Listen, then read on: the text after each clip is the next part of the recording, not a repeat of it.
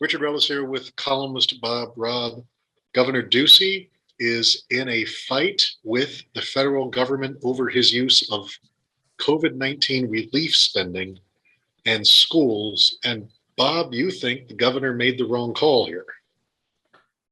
I do. As the column tries to explain, I can understand the populist conservative opposition to vaccine and mask mandates, even though I significantly disagree with parts of it. And I can understand the governor catering to that political point of view, although he hasn't always. He was in favor of mask mandates before he was against them. But in this particular case, he's using federal funds, not anything to do with anything that the state did, federal funds, to try to enforce the populist conservative opposition to mask mandates.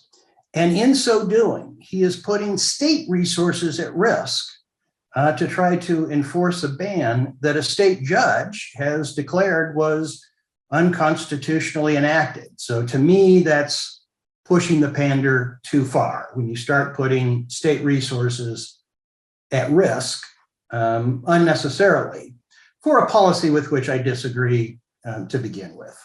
Right. So he was essentially rewarding or paying schools if they did not adopt a mask mandate ahead of the state law that was going to kick in, which will no longer kick in because a judge ruled it unconstitutional, partially because of issues you have pointed out for years about the way the budget bills are passed in Arizona. Are the feds right to think that COVID-19 relief spending should in some ways help combat COVID-19? Well, there were two purposes behind the federal funds.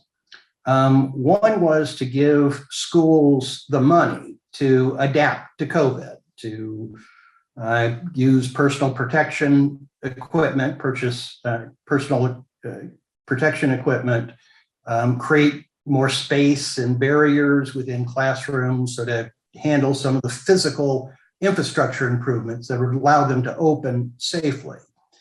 And then secondly, to provide money to try to remediate learning loss that occurs as a result of students not being in classrooms.